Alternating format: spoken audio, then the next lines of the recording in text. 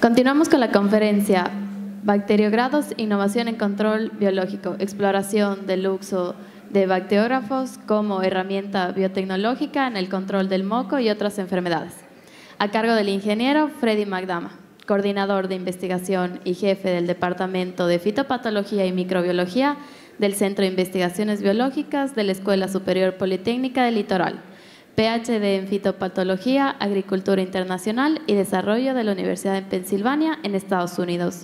Profesor en la Facultad de Ciencias de la Vida de la SPOL.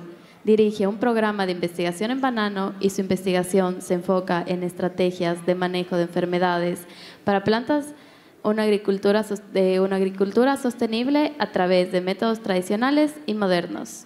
Bienvenido. Bien. Buenas tardes, gracias por su paciencia.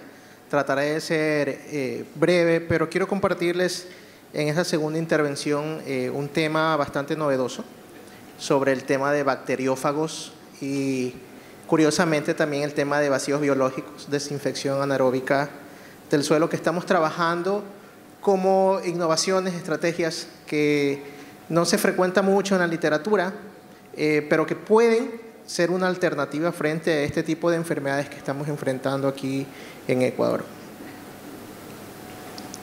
Esa es la situación que estamos viviendo en nuestras fincas, el incremento de brotes de moco, ¿sí?, donde ciertos productores comienzan ya a implementar las medidas de contención, otros no, y es muy común encontrar la aplicación de estos plásticos, ¿no?, que de alguna u otra manera responde a esas estrategias que se han venido implementando para, en caso de incursiones de fusarium, lo hemos visto, el uso de urea, plástico, cuando incursiona fusarium en otros países. Colombia lo acaba de demostrar, y son tecnologías que necesitan ser validadas. Pero quiero reforzar el tema de la causa, ¿no?, la bacteria. No es un virus, no es un hongo, no es como fusarium, que es un hongo, es una bacteria. Es una bacteria patógena del suelo que causa marchitez, ingresa por el sistema radicular. No siempre por las raíces, también insectos pueden hacer esta transmisión de la bacteria. Pero cuando hablamos de Ralstonia, ¿sí?, tenemos que entender que este patógeno, esta bacteria patógena, en realidad es bastante conocida en el mundo por su impacto en otros cultivos, ¿sí? Se conoce hasta la fecha un amplio rango de hospederos, más de 200 especies de plantas son susceptibles a Ralstonia solanacearum. Es decir, no solo banano se ve afectado por su efecto, sino que hay una gran cantidad de cultivos que tienen el mismo problema. Marchitez vascular. Ahí les muestro un ejemplo del problema en papa, tabaco, pimiento, geranios, tomate, el mismo efecto, ¿sí?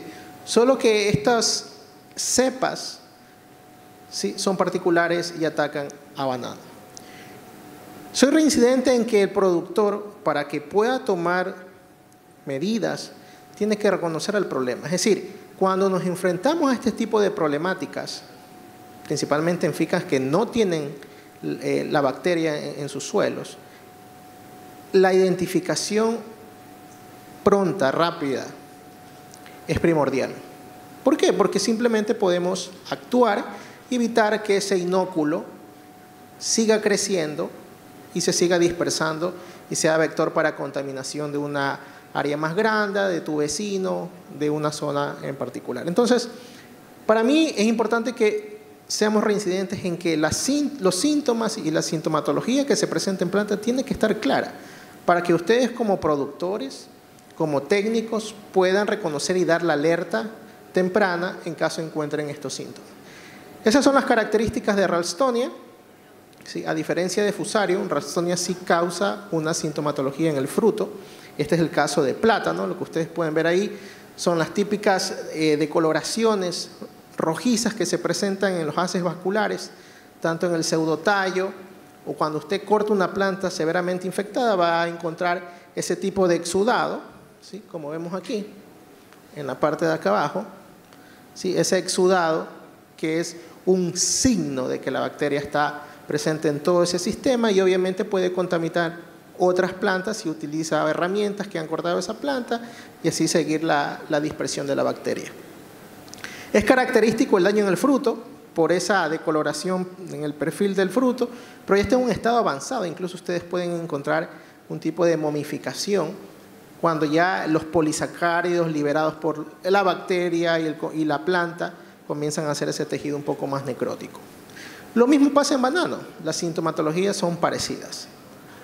La incidencia de moco a veces se ve acompañada por otras bacterias y es muy común encontrar en el campo, ¿sí?, estas decoloraciones de los tejidos vasculares, pero recuerden que la planta es un ser vivo y al ser afectada por una enfermedad abre la puerta para que otras bacterias oportunistas puedan ingresar y también causar un daño. Una de ellas, Pectobacterium, o las que llamamos Erwinia, son muy reincidentes en aparecer en conjunto con Ralstonia, y en otros países ha dado que se encuentra Fusarium, moco y Pectobacterium teniendo un efecto sinérgico en la mortalidad de las plantas.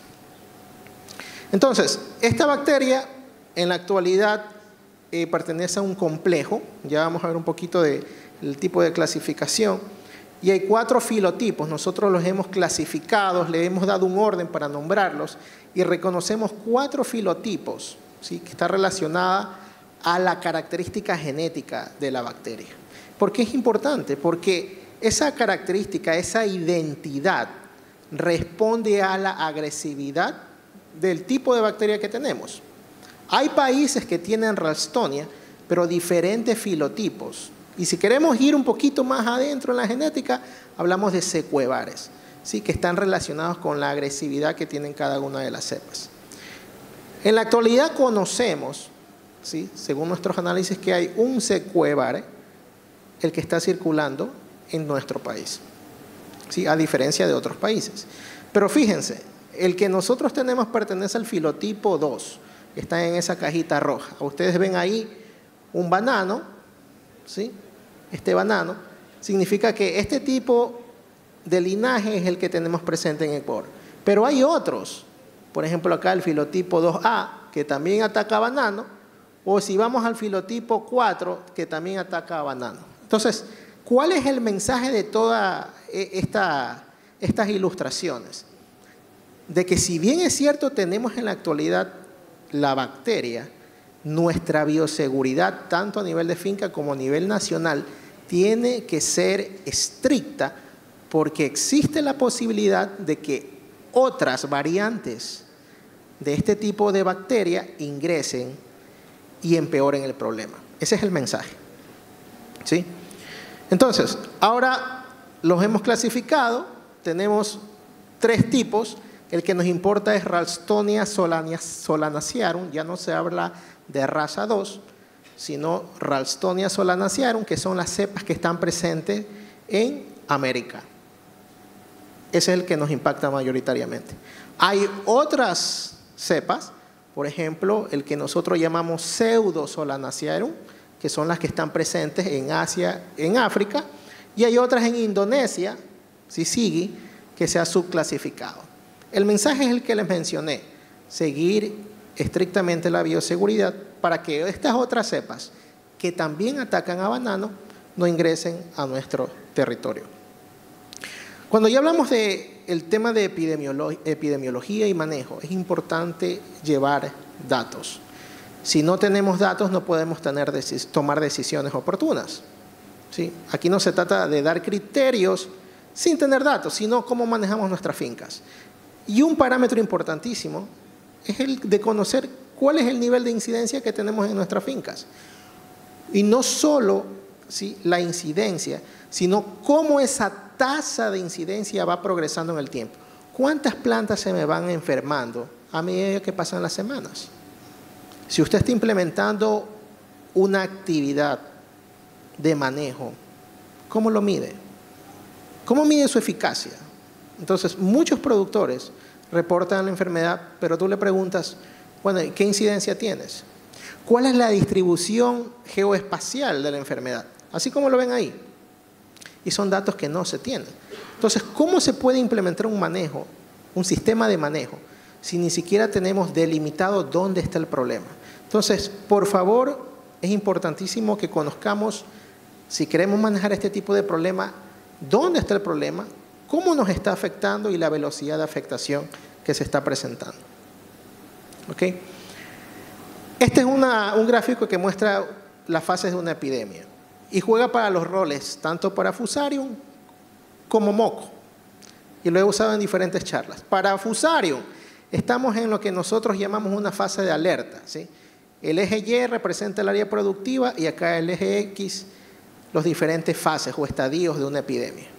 En Fusarium no tenemos el patógeno presente, estamos en una fase de alerta, ¿sí? Donde Fusarium no está presente. Pero ya en Ralstonia el escenario cambia. Ya la bacteria la tenemos. Ya nuestras medidas no están enfocadas en prevención, ¿sí? Sino en contención. Todos nuestros esfuerzos están enfocados a que los brotes que tenemos no sigan en aumento y las fincas sanas no se contaminen. Y lo que queremos evitar es que esos brotes sigan subiendo hasta que contagie toda nuestra zona productiva. Entonces, ¿cómo nosotros podemos implementar estrategias para mitigar la incidencia de moco? Primero, conociendo a nuestro enemigo. Primer paso. Saber cómo la bacteria se comporta en el campo para saber en qué etapa de ese ciclo de la enfermedad tenemos que intervenir. Yo les mencionaba que Ralstonia es una bacteria del suelo, pero hay otros factores, ¿sí?, que facilitan su dispersión. No solo por raíces, también hay insectos que facilitan esa dispersión. Entonces, todo eso hay que tomarlo en cuenta. Tenemos una planta sana que se infecta, sabemos que la bacteria, ¿sí?, coloniza ese tejido, se presentan las necrosis, llega un número de población alto, segregan polisacáridos, se taponan los tejidos, se liberan exudados, tejido necrótico, y aquí comienza el problema. Muere la planta y comienza a dispersarse y a sobrevivir. ¿Cómo sobrevive? Plantas hospederas, malezas, ¿sí?, material infectado, suelo que puede ser dispersado, insectos que llevan la bacteria, rizomas infectados, suelos, zapatos y también el agua contaminada. Agua que puede ser de ríos o agua que utilizamos en nuestras fincas para nuestros sistemas de riego. Entonces tenemos que conocer dónde está el problema para nosotros intervenir oportunamente y romper este ciclo de la enfermedad. Se llama ciclo, ¿sí?, porque es continuo. Entonces tenemos que romper ese ciclo si nosotros queremos ver un efecto en la disminución de la incidencia. ¿Y cómo rompemos ese ciclo? Sabiendo dónde intervenir. Si conocemos que esta bacteria puede sobrevivir en plantas reservorias, malezas, tenemos que tomar en cuenta las malezas o el manejo de malezas en nuestras fincas, si tenemos el problema de Ralstonia. Si sabemos que se mueve con rizomas, no cometamos la equivocación de porque vemos un hijo que aparentemente está sano, que ha nacido de una planta enferma, llevarla a otro lote para rescatar esa unidad productiva, porque la bacteria está adentro y muy probablemente estamos contribuyendo a que ese ciclo se mantenga y los brotes sigan subiendo.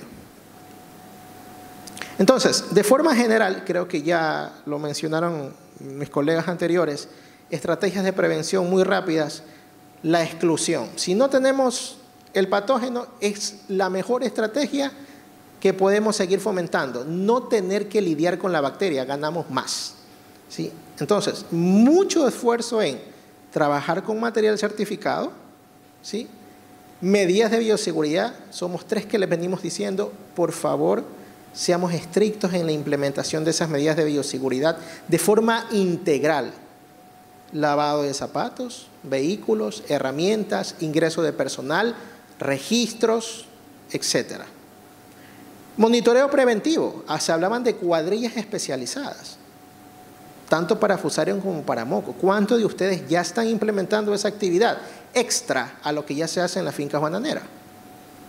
¿Cuántos de ustedes llevan el registro detallado surco por surco de posibles brotes de moco en su finca? ¿Ya tienen hoy en día ustedes el reporte de la semana de cuántos brotes o cuántas plantas sospechosas se presentaron con amarillamiento? Creo que es actividades que tenemos que ir incorporando cada vez más. Y la capacitación constante. No nos cansaremos de seguir capacitando, formando personal, porque al final el conocimiento nos hace libre. Entonces, no hay mejor herramienta que tener técnicos, trabajadores informados, capacitados, porque ellos serán la primera voz de alerta en sus fincas. Entonces, tienen que estar capacitados. Y ya cuando tenemos el problema encima, es decir, cuando ya nuestras fincas tienen la bacteria, hay otras medidas. También se mencionaron un sinnúmero de variables climáticas y edáficas. Aquí en Ecuador tenemos diferentes zonas agroclimáticas, edafo-agroclimáticas, y cada una tiene un factor importante. Pero señores, el pH es un factor esencial que se tiene que controlar. Sabemos que suelo, y ya está comprobado en literatura, suelos ácidos contribuyen a que la enfermedad se presente de forma más agresiva. Suelos saturados. Si sabemos que la planta se estresa, el banano es muy susceptible a la falta de oxígeno por la generación de raíces. Si se estresa la planta, va a ser más susceptible a la incidencia de la enfermedad. Entonces evitemos suelos saturados. Actividad biológica. Creo que en Ecuador hay mucho ímpetu en el trabajo de microorganismos. Se ha hablado de tricoderma, de bacillus, pseudomonas. Hoy les voy a presentar un tema de unos amigos naturales que no se les ha prestado mucha atención y quizás puedan también ser una herramienta útil, que son los bacteriófagos. Y el tema de erradicación de plantas. Seguimos aportando ideas de cómo mejorar ese efecto de vacíos biológicos. Porque si eliminamos esas plantas, la pregunta que sigue es ¿qué hacemos con esos residuos? ¿Le inyectamos glifosato? Esperamos 2 o 3 semanas en el caso de Ralstonia. ¿Qué pasa si llegan insectos a esa planta que ya estuvo colonizada por Ralstonia? Tenemos un riesgo ahí que quizás no se ha medido muy bien, de que mientras la planta muere con la inyección de glifosato, quizás ya un insecto se paró en esos racimos y llevó la bacteria a otra planta sana. Tenemos que valorar mejor el manejo de esos residuos. Y por supuesto el uso de material resistente, que aún nos falta mucho trabajo en hacer screening de los materiales que tenemos en Ecuador que puedan servir. Al final les voy a mostrar un esfuerzo que llevamos para mitigar el efecto del moco. Y el otro aspecto, desarrollar nuestra propia genética. Nuevamente, desarrollar nuestra propia genética para combatir este tipo de males. Con ese preámbulo, quiero mostrarles 2 tecnologías que estamos trabajando desde SPOL para mitigar este tipo de patógenos. El primero es el uso de bacteriófagos, ¿sí?, que son defensores naturales. Para aquellos que no han escuchado este término, los bacteriófagos no son otra cosa que virus. Virus con la capacidad de infectar bacterias específicas y destruirlas. ¿Sí? Están presentes de forma abundante en la naturaleza. El desafío es encontrarlos, multiplicarlos y llevarlos al campo. Ese es el mayor desafío. Esa figura que ustedes ven ahí es el mecanismo de cómo ese bacteriófago funciona. Son estas partículas, y las llaman partículas porque hay un dilema, y no voy a profundizar en esto entre científicos, de que si son organismos vivos o no, porque ese virus simplemente es proteína y material genético. Muchos lo consideran que no son seres vivos. Entonces llamemos estas partículas que se posicionan sobre el ente vivo, que está la bacteria, y tienen un mecanismo bastante interesante. Estos bacteriófagos inyectan su material genético en la bacteria y se aprovechan de todo ese mecanismo celular, es decir, son unos piratas que abordan la bacteria, usan el material, la energía de la bacteria para replicarse en el interior de la bacteria. Y eventualmente, ¿sí?, luego de que todos estos bacteriófagos se posicionan sobre la bacteria, causan esto. ¿Sí? Una lisis bacteriana, una explosión. Los bacteriófagos se reproducen en el interior y eventualmente esa bacteria que ha sido parasitada explota, muere. Pero no solo eso, en el interior de la bacteria se han producido más bacteriófagos y el efecto es en cadena, es decir, se han producido más. Y si el bacteriófago entra en contacto con la bacteria, va a seguir causando ese efecto. Nosotros en SPOL nos planteamos ese objetivo. Y porque hay también evidencia, de hecho en Colombia tuvieron un trabajo muy bueno. ¿Qué pasa si buscamos bacteriófagos para combatir moco en Ecuador? Entonces, nuestro desafío fue ir al epicentro del problema. Comenzó en Plátano, zona del Carmen. Fuimos a evaluar plantas sintomáticas, asintomáticas, ríos, de todas esas plantaciones donde había el problema de moco. Y logramos aislar bacteriófagos. ¿Cómo lo hicimos? Bueno, hay unas metodologías donde usas la bacteria y lo que ustedes ven ahí, nosotros le llamamos calvas. Esos círculos que ustedes ven aquí, ¿sí?, esa es una caja Petri que está cultivada con Ralstonia. Y esos círculos que ustedes ven ahí es el efecto lítico del bacteriófago sobre la bacteria. Es decir, esa es una prueba fehaciente de que se está enfermando la bacteria y el bacteriófago la está destruyendo. Y hemos aislado 14 bacteriófagos y cada uno con una actividad diferencial. Aquí en este gráfico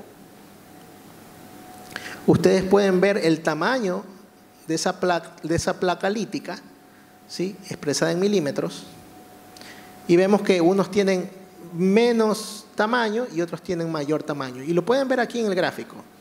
Miren el tamaño de esas placas versus el tamaño de estas placas. Entonces, hemos venido estudiando cada una de esas cepas, evaluando frente a las diferentes cepas de Ralstonia que hemos obtenido de las diferentes provincias de Ecuador. Y algo particular y bonito de los bacteriófagos, ¿sí?, es que tienen una especificidad. ¿Qué quiere decir esto? Que el bacteriófago solo va a atacar a Ralstonia. Nosotros, para comprobar esto, ¿sí?, inoculamos Ralstonia con el bacteriófago y ustedes ven aquí una reacción positiva. Aquí está nuestro código de los bacteriófagos.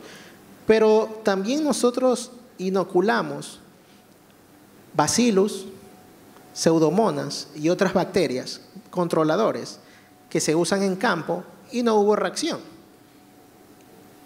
Esa es la evidencia, fíjense. Las placas de arriba muestran diluciones del bacteriófago sobre diferentes cepas de Ralstonia. 10 a la 1, 10 a la 2, 10 a la 3. Y ustedes ven un efecto marcado. Placa, formación de placa, formación de placa. Quiere decir que donde ponemos el bacteriófago encontramos lisis. Es decir, que el bacteriófago reconoce la bacteria y la elimina. Pero cuando se encuentra con Bacillus o con Pseudomonas, no tiene ese efecto. ¿Qué significa esto? Imagínense tener un controlador biológico, si lo podemos llamar así, ¿sí?, específico, que quizás podamos mezclarlo en uno solo con Bacillus. Imagínense tener bacteriófagos y Bacillus, ambos que pueden contrarrestar Ralstonia, pero que no tienen un efecto antagónico entre ellos, es decir, no se matan o se afectan entre ellos. Creo que es una idea bastante interesante. También hemos visto cómo las temperaturas afectan a estos bacteriófagos. Porque, ojo, la idea de explorar estas tecnologías es que nosotros podamos escalar y llevarlo a un producto o que llegue al productor. Eso implica que tenemos que conocer bien esta tecnología para hacerlo. Y sabemos que los bacteriófagos a ciertas temperaturas ya comienza a verse afectado. De 25 a 45 grados la producción de esas unidades formadores de placa se mantienen bien, pero una vez que comienza a aumentar la temperatura, 50, 55, ya vemos una reducción de esas placas. Y ya arriba de 65, prácticamente se va perdiendo ese efecto. Entonces, vamos alimentando el sistema para poder escalar la producción de estas partículas. Lo mismo con pH. pH ácidos de 3 afectan la viabilidad de ese bacteriófago, pero a partir de 5, 7, 9, 11, el bacteriófago funciona bien. ¿Por qué lo hacemos? Porque quizás los siguientes pasos que vamos a dar es inyectar ese virus en la planta. Ustedes saben que hay variabilidad de pH en el banano. Y queremos asegurarnos de que el bacteriófago, al menos la partícula, se mantenga viable y puede infectar la Ralstonia. Hemos hecho ya unos primeros ensayos, nosotros los llamamos microcosmos, unas simulaciones donde ponemos suelo, Ralstonia y el bacteriófago. Y miren los resultados. Por un lado tenemos la cuantificación de Ralstonia. ¿Sí? Tenemos nuestro control en rojo. ¿Sí? Nuestro control. Y tenemos Ralstonia más el bacteriófago en azul. Y vean cómo al momento de encontrarse con el bacteriófago al primer día, ya esos niveles bajan. Sin embargo, día 2 vuelve a subir, día 7 reduce un poco más. Es normal, ¿sí? Y lo sabemos cómo se comportan estos enfrentamientos. Es que la bacteria desarrolla resistencia. El bacteriófago se asienta en la bacteria, la mata, pero hay bacterias que sobreviven y comienza un tipo de lucha. Por eso es que ustedes ven ese aumento otra vez de la bacteria. Entonces, la estrategia es de usar cócteles, diferentes bacteriófagos con diferentes mecanismos de acción o ingreso, para que al momento que esa bacteria quiera subir de nuevo en cantidad, el otro bacteriófago para la cual la bacteria no desarrolló resistencia, la mantenga a raya. Si lo vemos del otro lado, por el lado de la cuantificación del bacteriófago, acá al lado derecho observamos día 0, día 1, día 2, que la cantidad del bacteriófago se va incrementando. Esa es una señal de que se está multiplicando, de que está parasitando la bacteria y se está liberando mayor cantidad. Ojo que esas unidades son logarítmicas. Entonces, la magnitud de cambio es logarítmica, o sea, está creciendo aceleradamente. Nosotros hemos capturado, antes de mostrarles esas imágenes, hemos ya acelerado la producción de estos bacteriófagos y nos ha costado primero entender la cantidad de bacteriófagos que tenemos que poner y la cantidad de bacterias que tenemos que poner para que se produzca un equilibrio y el bacteriófago pueda vencer a la bacteria. Miren esa ilustración. Aquí tenemos un medio de cultivo y si ustedes lo notan está turbio. Significa que la bacteria está creciendo ahí. Una vez que nosotros ponemos el bacteriófago, ese medio ya no se vuelve turbio. Ese es un indicador de que la bacteria no se ha multiplicado. Más bien el bacteriófago ha colonizado esas bacterias que inicialmente estaban ahí presentes y se han liberado en mayor cantidad y las ha mantenido a raya. Es un buen indicador de que está cumpliendo su objetivo. Y hemos dado el siguiente paso porque, claro, estoy hablando de virus. Nosotros no podemos ver virus a simple vista. Sería fantástico, así como un tricoderma, ¿verdad? En una caja Petri y decirles, miren, está de color verde, aquí está la tricoderma, ¿verdad? El caso de virus es un desafío porque no podemos verlo y manejarlo implica un nivel de complejidad mayor. Pero claro, si no vemos, no creemos, también nos pusimos ese desafío. Capturemos esa imagen de nuestros bacteriófagos matando a Ralstonia. Y aquí tenemos unas primeras imágenes que les comparto, ¿sí? De nuestros bacteriófagos. Estas son imágenes de microscopio electrónico, Aquí están las cápsides de nuestros bacteriófagos, ¿sí? Colonizando esa bacteria. Si ustedes tienen un poquito de imaginación, esto es lo que debería lucir. Y si más o menos se aprecia, aquí está nuestra cápside y aquí están estas patitas del bacteriófago, ¿sí? Están ahí, están presentes, están actuando. Y sobre todo, son específicos para el tema de Ralstonia. ¿Sí? Y es un tema que quiero enfatizar. Estas tecnologías que van a comenzar a escuchar más frecuentemente, ¿sí? Son seguras en el ámbito de que no representan un peligro para el ambiente. ¿Sí? No hay peligro para nosotros en su manipulación. Son específicas para la bacteria. Son eficaces. Han evolucionado específicamente para matar esa bacteria. Son amigos naturales que han pasado desapercibidos del radar porque nos hemos enfocado en bacterias y nos hemos enfocado en hongos. Hablamos de bacillus, hablamos de tricoderma, pero tenemos virus que también causan un efecto en seres vivos. El mejor ejemplo, pasamos una pandemia cuyo efecto mundial se gatilló por partículas virales, coronavirus. Entonces, estamos ampliando la gama de controladores. ¿Por qué no recurrir también a bacteriófagos, enemigos naturales que tiene Ralstonia, y los usamos en contra de ellas para enfermarlas y explotarlas de adentro hacia afuera? Y como les dije, el tema de especificidad. Aplicar bacteriófagos implica que no vamos a matar otras bacterias benéficas, no vamos a matar hongos benéficos que estamos usando, ¿sí? Y van direccionadamente a matar a Ralstonia. Y esta tecnología abre la puerta a otras oportunidades. Tenemos Ralstonia ahorita como el mayor problema, pero recurrentemente como productores tenemos otros problemas, todos los años. Llámense Dicheia, Pectobacterium o Erwinias, que son bacterias también que causan pérdidas.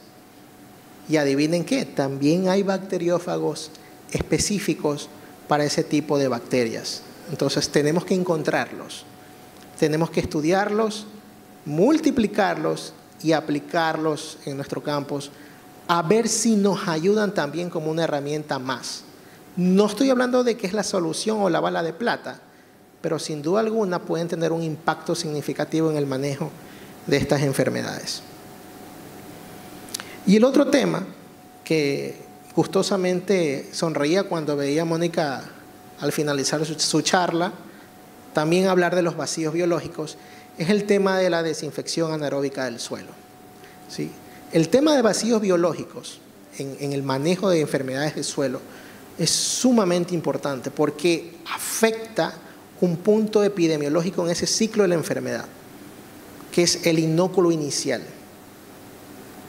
Cuando usted tiene una finca que no ha sido reportada con moco o fusarium, cualquiera de los dos, todos sus recursos, todo su esfuerzo tiene que concentrarse en ese primer brote. Porque a partir de ese primer brote pueden venir infecciones sucesivas. Y ahí es donde este tipo de tecnología puede ayudarnos. De nuevo, no estoy hablando de erradicar el patógeno y creo que Mónica lo mencionó muy bien. Estoy hablando de herramientas que me van a ayudar a suprimir, reducir, poner al mínimo esas unidades formadoras de colonia para el caso de bacteria o esporas, clamidosporas en el caso de hongos.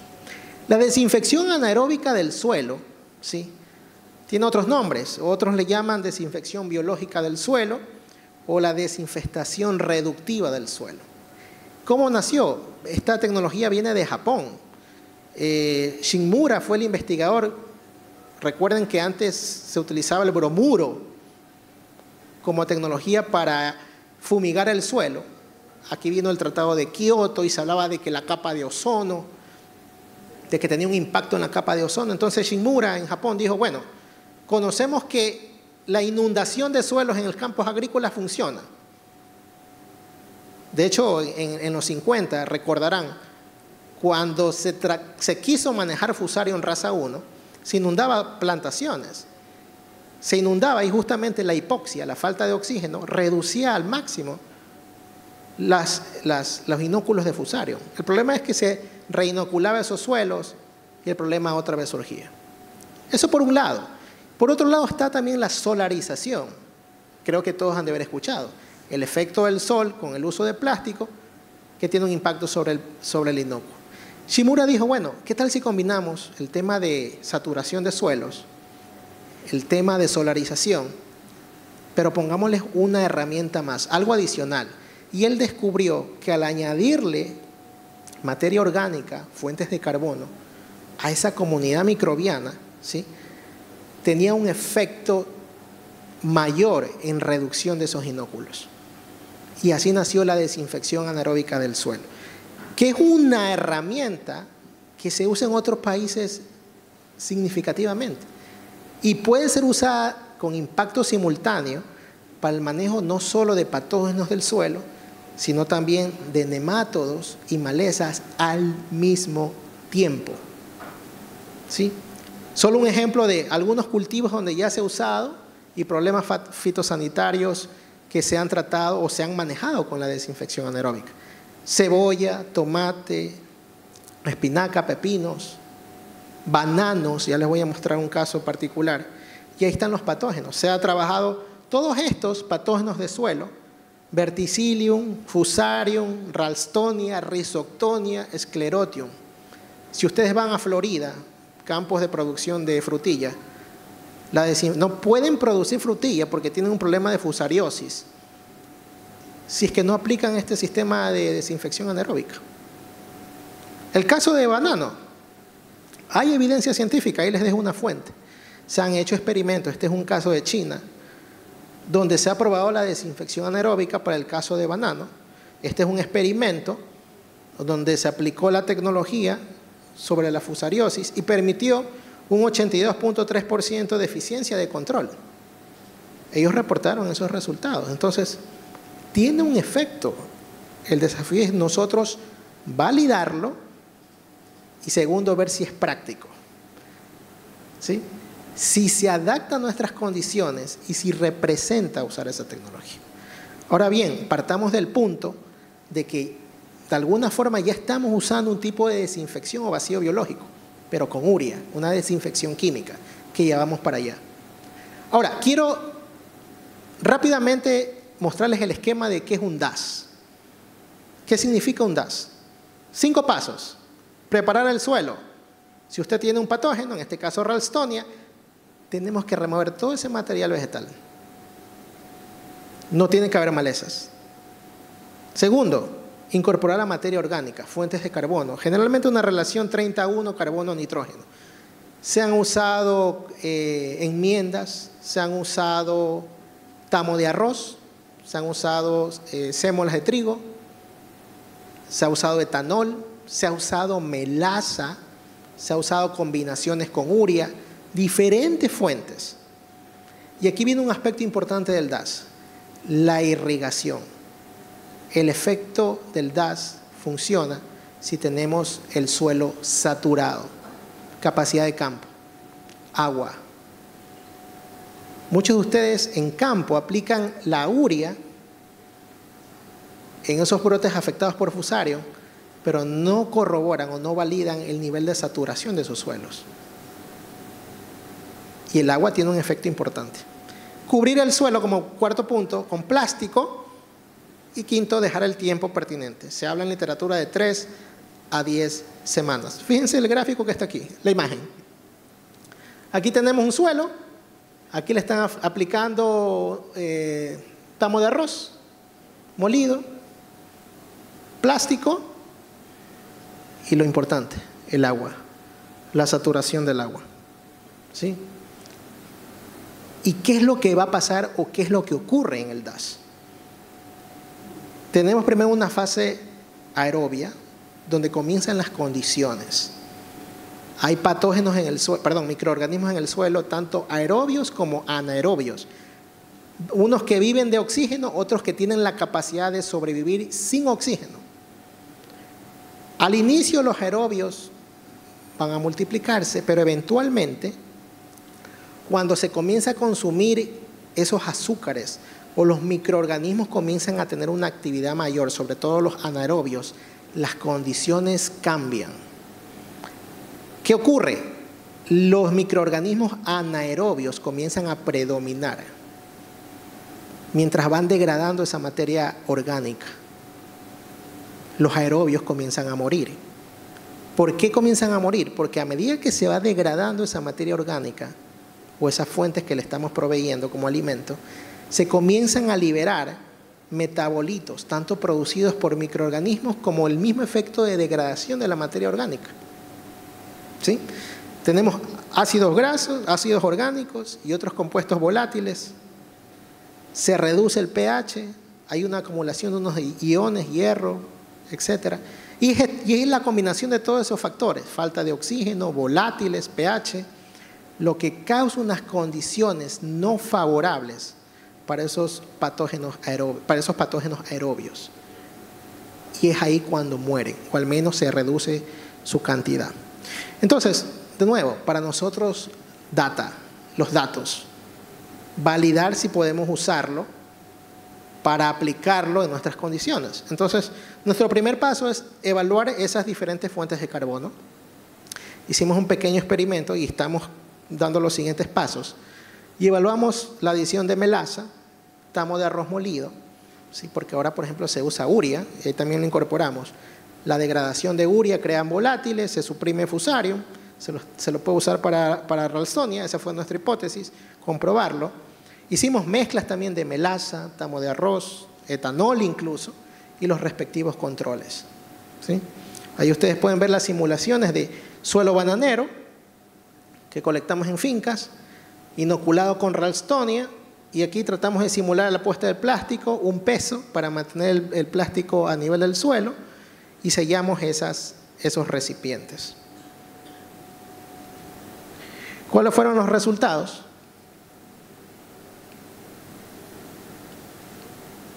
No quieren mostrar los resultados.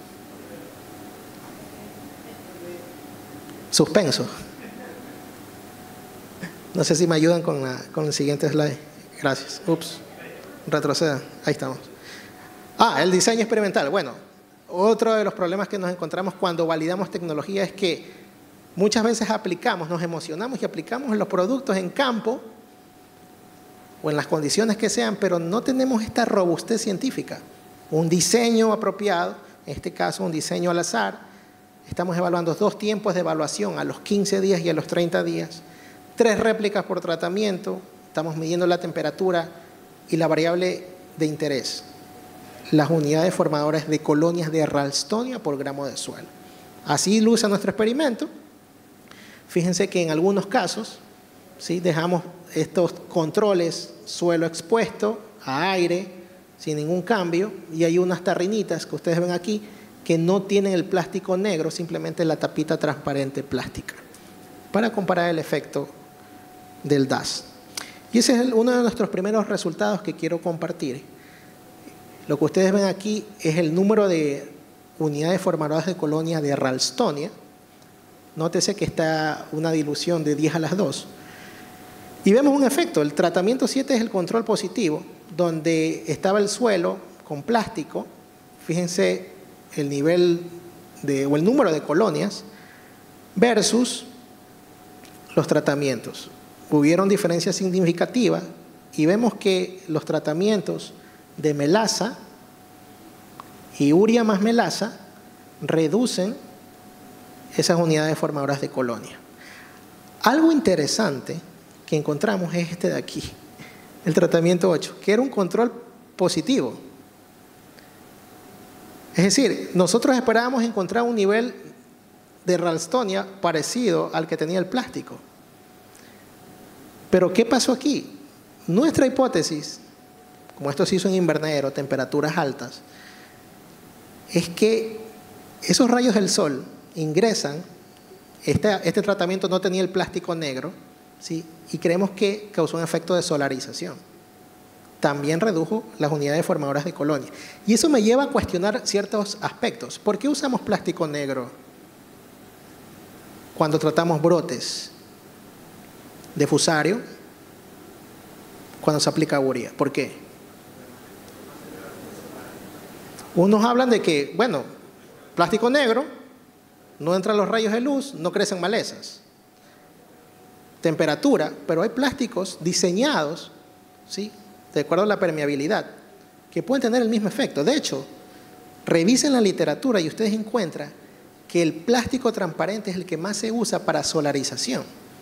Entonces, creo que podemos comenzar a experimentar a usar estos plásticos transparentes para aprovechar las condiciones nuestras, temperaturas altas. Plástico transparente, haces luminosos, ingresan y se concentran, a diferencia del plástico negro. Entonces, creo que también podemos comenzar a cuestionar un poquito eso y comenzar a validarlo. ¿Qué tal si comenzamos a implementar esta otra propuesta? Ojo, no estoy diciendo que sea así, es una hipótesis, pero hay que validarlo. Entonces, son avances preliminares. Mensaje aquí, urea, fíjense el tratamiento 6, también tiene un efecto de reducción, pero nos llama la atención melaza, urea más melaza, y esta opción, tamo de arroz. Aquí tenemos tamos de arroz hasta para exportar. Puede ser usado como una fuente de carbono. Entonces, el desafío ahora es llevarlo a campo, ver cuán factible es, cuán práctico es para nosotros, en cumplir todas las condiciones de un sistema de desinfección anaeróbica. Plástico, fuente de carbono, saturación de suelo y el seguimiento pertinente. Ya para terminar, quiero mostrarle otros desarrollos brevemente, no sin antes de nuevo poner énfasis en esa pregunta. Si se puede adecuar el DAS en estas condiciones. El DAS funciona para sistemas de invernadero, ¿sí?, para sistemas un poco más controlados, pero ¿qué pasa con producción a gran escala? ¿Puede funcionar? ¿Va a ser rentable? Entonces, creo que yo diría, depende a qué le queremos aplicar el DAS. Si es una finca que tiene un primer brote, tenemos 2 plantas sospechosas confirmadas, tal vez en una área determinada, esto pueda servirnos. De hecho, se lo está haciendo, pero con urea, una desinfección química, porque la urea se desdobla, libera volátiles y causa una toxicidad. Quizás sea un mecanismo alterno o un mecanismo de sinergia, de ayuda a lo que ya estamos haciendo, para reducir aún más el inóculo. Ahí puede ser una opción. Pero ¿qué pasa cuando ya tenemos extensas áreas? Quizás otra tecnología pueda ser mejor. Ya finalmente, otros desarrollos como SPOL, creemos que el diagnóstico tiene que ser preciso. Para los casos sospechosos, seguimos brindando este acompañamiento al productor en diagnosticar correctamente, no solo basado en sintomatologías de campo, sino con herramientas moleculares que nos permitan certificar al productor de que tiene Ralstonia. Y seguimos fuertemente trabajando en el desarrollo de plantas con resistencia. Estamos utilizando lo que nosotros llamamos mutagénesis química, ¿sí?, exponer el tejido vegetal, banano o plátano, a un químico que causa mutaciones en su ADN, rescatar esas plantas y evaluarlas. Ya tenemos, esta foto es de ayer, justamente ayer nuestras científicas estaban ahí como astronautas vestidas, pero amerita tener un protocolo de bioseguridad porque están trabajando con mutagénicos que pueden afectarnos, pero seguimos causando estas mutaciones en la genética tanto de banano como plátano. Ya tenemos el protocolo estandarizado, tenemos nuestros primeros mutantes que están sembrados. Esta foto también es reciente. Así van nuestros mutantes, estos son campos de SPOL, por si acaso. Ya vemos el efecto de esa mutagénesis. Mira aquí un control. Aquí tenemos una planta mutante, obviamente se vio muy afectada. Probablemente no nos va a servir para una producción. Pero estamos escaneando o estudiando todos estos mutantes y evaluando productividad, estamos evaluando marcadores que nos permitan dar luces de cuál podría tener un nivel de resistencia, tanto para Fusarium como para moco. Y seguimos usando esta tecnología. Otro de nuestros esfuerzos es evaluar ciertos materiales que puedan servir para mitigar el moco. En SPOL encontramos un material, estamos trabajando arduamente para cerciorarnos de su identidad genética. ¿Sí? Sabemos que es un triploide ABB, es un plátano tipo de cocción, le llaman, ustedes encontrarán en la literatura que se los refiere como cooking bananas, bananas de cocción. Y nos llamó la atención de que este material tenía un nivel de resistencia mucho mayor a los plátanos que más consumimos aquí. Por ejemplo, el Dominico Artón. ¿Sí? Aquí está un ejemplo de diferentes metodologías de inoculación. Mencionaba Gustavo el tema de inoculación. También pasamos por esos desafíos. Tanto drench, hemos usado también una tecnología de sacabocados, donde causamos una herida en la planta, ponemos un algodón embebido con la bacteria y la bacteria eventualmente va a colonizar ese tejido. Y de las dos metodologías pudimos observar que este plátano que estamos estudiando tiene una respuesta diferencial comparado con este plátano dominico, que es el que consumimos aquí en Ecuador. Sí, así luce un plátano afectado por Ralstonia. ¿Sí? Su sintomatología, tanto externa como interna, y este es el plátano que estamos estudiando en SPOL. Tenemos resultados también de evaluaciones en campo. Estamos trabajando con un importante grupo bananero en una finca en Quevedo. Ya lo hemos llevado a campo y estos son los resultados. Tenemos cortes a la semana 38, un promedio de 3.6 plantas por semana. De 500 plantas que se sembraron en esos lotes, 65 solo han perecido frente a Ralstonia. Estamos hablando de una incidencia del 13%.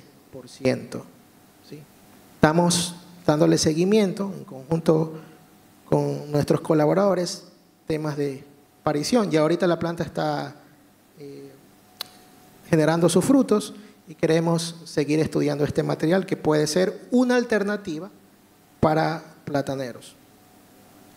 Y finalmente, tema de microorganismos. Hemos hablado de bacterias, hongos, pero para Ralstonia hemos encontrado un grupo predilecto, que son los actinomicetos. Actinomicetos que liberan metabolitos. Fíjense ahí un ejemplo.